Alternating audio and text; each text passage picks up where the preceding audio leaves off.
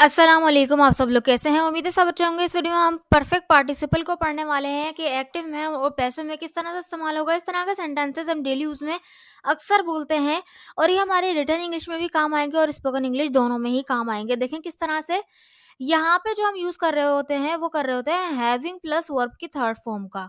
Having plus verb की third form then उसके बाद ऑब्जेक्ट होता है।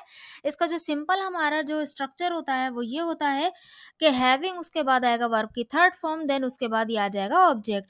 फिर उसके बाद जो सेंटेंस होता है वो एज इट इज जिस भी टेंस में होगा, जिस भी मॉडल में होगा वो सेंटेंस आ जाएगा। जैसे कि ये एक सेंटेंस है, नाश्ता करके बच्चे स्कूल गए। तो यहाँ पे जो हम हमारा सेंस होता है यानी एक काम खत्म होने के बाद दूसरा काम हुआ। सो एक काम करके कोई किसी ने दूसरा काम किया। सो इस तरह के सेंटेंसेस को हम इस इसकी मदद से बनाते हैं, इस स्ट्रक्चर की मदद से। जैसे नाश्ता करके बच्चे स्कूल गए, तो यहाँ पे नाश्ता करके और फिर बच्चे स्कूल गए। ठीक है, दो काम हुए, एक के बाद एक काम हुआ है ना। So having taken breakfast, having आया उसके बाद जो है नाश्ता करने के लिए हमने टेकन ब्रेकफास्ट यूज किया। Having taken breakfast, children van to school, children van to school, बच्चे स्कूल गए। पास्ट एंड डेफिनेट का चिल्ड्रन आया उसके बाद आया वेंट, यानी गो की सेकंड फॉर्म, देन इसके बाद टू स्कूल आ गया, यानी स्कूल को गए। Having taken breakfast children van to school, simple इतना सा बन गया। और सेंटेंसेस देखिए, जैसे ये एक सेंटेंस है, मैं बच्चों को पढ़ाकर टीवी देख रही हूँ। मैं बच्चों को पढ़ाकर टीवी देख रही हूँ, यानी कि मैं बच्चों को पढ़ाने के बाद फिर उसके बाद टीवी देख रही हूँ। तो ये एक काम मुकम्मल मैंने कर लिया, देन उसके बाद एक काम कर रही हूँ। सो यहाँ पे देखें क्या हुआ, having taught the students, having taught the students यानी बच्चों को पढ़ाकर। यहाँ पे जो स्टूडेंट्स है यानी मैं अपने शागिर्दों को पढ़ाकर, इस तरह का सेंस है। दैट्स वाई यहाँ पे स्टूडेंट्स यूज किया। अगर बच्चों को सिर्फ, तो यहाँ पे चिल्ड्रन भी यूज कर सकते थे। हैविंग टॉट द स्टूडेंट्स यानी बच्चों को पढ़ाकर, टीच की थर्ड फॉर्म है, टॉट यहाँ पे यूज हुई, हैविंग के बाद आई वर्ब की थर्ड फॉर्म, देन उसके बाद आ गया एक ऑब्जेक्ट यानी जिसको हमने पढ़ाया। हैविंग टॉट द स्टूडेंट्स, मैंने बच्चों को पढ़ाकर, आई एम वॉचिंग टीवी, मैं टीवी देख रही हूँ। प्रेजेंट कंटिन्यूअस में इसको टेंस बना दिया। ये कपड़े पहनने के बाद बच्चे खेलने लगे, कपड़े पहनने के बाद बच्चे खेलने लगे। Having got dressed, children started playing, having got dressed, children started playing. Get dress यानी कपड़े पहनना होता है, तो गेट की थर्ड फॉर्म गॉट यहाँ पे यूज हुई। वैसे गॉटन भी होती है थर्ड फॉर्म, लेकिन ज्यादातर स्पोकन इंग्लिश में अब गॉट का यूज होता है, तो इसलिए हमने यहाँ पे गॉट का ही यूज किया है थर्ड फॉर्म। ठीक है, हैविंग गॉट ड्रेस्ड यानी कपड़े पहनने के बाद या कपड़े पहनकर, चिल्ड्रन स्टार्टेड प्लेइंग बच्चे खेलने लगे। ठीक है, काम खत्म करके वो घर आ गया, काम खत्म करके वो घर आ गया, तो बनेगा having finished the work he came home. Having finished the work यानी कि वो काम खत्म करके, ये काम खत्म होने के बाद, ये काम खत्म करने के बाद, ही केम होम वो घर आ गया। आई होप कि आपको ये इसका यूज समझ में आया होगा। हैविंग वर्ब की थर्ड फॉर्म यानी पास्ट पार्टिसिपल का यूज समझ में आ गया होगा। So this sentence is for you to translate. उस पर चिल्लाकर वो कमरे से निकल गई, उस पर चिल्लाकर वो कमरे से निकल गई। इस सेंटेंस को बनाकर ज़रूर कमेंट बॉक्स में लिखिए, ताकि मुझे पता चले कि आपको वीडियो समझ में आई कि नहीं आई। अभी जो है इसका, अभी वीडियो जारी है, इसका पैसिव पढ़ने से पहले मैं आपको बताती चलूँ, अगर आप चाहते हैं कि किसी के साथ आप इंग्लिश की प्रैक्टिस करें, आपके पास कोई इंग्लिश स्पीकिंग के लिए पार्टनर नहीं है, अगर आप चाहते हैं कि कोई आपके साथ हो बात करने वाला, आपको टॉपिक भी प्रोवाइड कर दिया जाए, आपको वोकेबलरी वर्ड्स भी प्रोवाइड किए जाएँ, ताकि आपकी वोकेबलरी भी इंक्रीज़ होती जाए और आपकी स्पीकिंग एनहांस होती जाए और फ्लुएंसी आपकी बढ़ती जाए। सो अगर आप चाहते हैं कि हमारे स्पोकन क्लब को ज्वाइन कर सकते हैं। इस स्पोकन क्लब को ज्वाइन करने के लिए 1000 मंथली फ़ी है।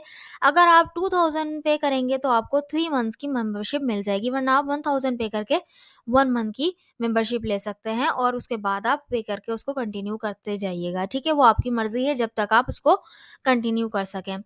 सो अगर आप ज्वाइन करना चाहते हैं तो हमारे स्पोकन क्लब को ज़रूर ज्वाइन कीजिएगा। आप डेमो भी ले सकते हैं, इस नंबर पे मुझे व्हाट्सएप कीजिए। Thank you so much. अब नेक्स्ट हमारे जो इसका पैसिव हम किस तरह से बनाएँगे, ये तो हमारा था कि एक्टिव यानी कोई काम करके किसी को कोई कुछ कर रहा है। ठीक है, कोई काम करके यानी एक काम उसी ने किया और वही कुछ कर रहा है। लेकिन जो पैसिव होता है यानी कि एक काम उस पर हुआ और वो कुछ और कर रहा है। तो किस तरह देखते हैं। सो पैसिव फॉर्म में किस तरह से बनाएँगे हम ये देख लेते हैं यहाँ पर। देखें, सो पैसिव की जो हमारी यहाँ पर अब स्ट्रक्चर बनेगा वो बनेगा हैविंग के बाद आएगी बीन। ठीक है, हैविंग बीन उसके बाद वर्ब की थर्ड फॉर्म, देन उसके बाद आ जाएगा ऑब्जेक्ट। सिर्फ और सिर्फ बीन का यहाँ पे इजाफा होगा और यहाँ पर जो मतलब है वो टोटली चेंज हो जाएगा, वो पैसिव में बदल जाएगा सेंटेंस।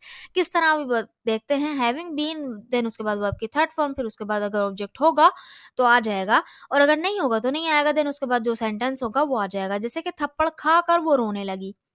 थप्पड़ खाकर वो रोने लगी। थप्पड़ उसने किसी को नहीं मारा, बल्कि उसी को थप्पड़ लग गया, यानी कि वही विक्टिम बन गई, उसी को थप्पड़ लगा। तो बनेगा हैविंग बीन स्लेप्ट। ठीक है, सो यहाँ पे हैविंग बीन स्लेप्ट, अगर यहाँ पे होता है हैविंग स्लेप्ट, सो इसका मतलब होता है थप्पड़ मार कर, यानी उसी ने किसी को थप्पड़ मारा। लेकिन यहाँ पे जब बीन लग गया तो मतलब कि उसी को किसी ने थप्पड़ मारा और वो रोने लगी। She started crying. ठीक है, हैविंग बीन स्लेप्ट यानी थप्पड़ खाकर शी स्टार्टेड क्राइंग, वो रोने लगी। बेइज्जत होकर वो वहां से चला गया, यानी कि वो खुद ही बेइज्जत हुआ, बेइज्जती किसी और ने की। तो यहाँ पे बनेगा having been insulted he went away from there. Having been insulted he went away from there.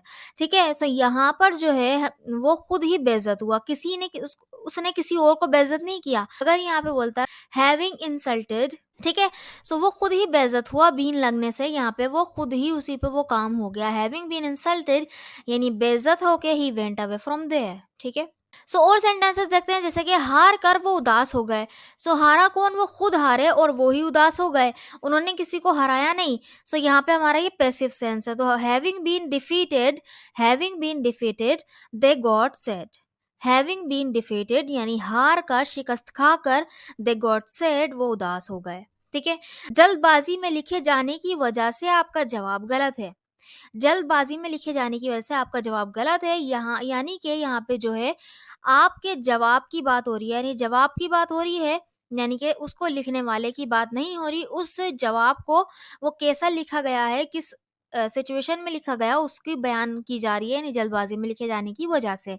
सो यहाँ पे having been written in a hurry your answer is incorrect. ठीक है, की वजह से का भी सेंस आता है यहाँ पर, या यहाँ पे हम हो सकता था कि हारने की वजह से वो उदास हो गए। ठीक है, हारने की वजह से वो उदास हो गए, या हार कर उदास हो गए, या जल्दबाजी में लिखे जाने की वजह से वो आंसर गलत है आपका। तो बनेगा having been written in a hurry your answer is incorrect. I hope कि आपको ये स्ट्रक्चर समझ में आ गया होगा। हैविंग वर्ब की third form, having been verb की थर्ड फॉर्म का यूज समझ में आ गया होगा। एक्टिव और पैसिव फॉर्म है परफेक्ट पार्टिसिपल का यूज। सो आई होप आपको ये समझ में आया होगा। So this sentence is for you to translate. डांट खाकर वो चुप हो गया। डांट खाकर वो चुप हो गया। ठीक है, तो डांट उसी ने खाई, किसी को उसने डांटा नहीं, बल्कि वो डांटा गया, उसको वो नहीं, डांट खाकर वो चुप हो गया। तो इस सेंटेंस को बनाकर जरूर कमेंट बॉक्स में लिखिएगा, ताकि मुझे पता चले कि आपको वीडियो समझ में आई कि नहीं आई। और हमारे स्पोकन क्लब को जरूर ज्वाइन कीजिएगा, जहां पर आप स्पीकिंग की प्रैक्टिस कर सकते हैं। Thank you so much.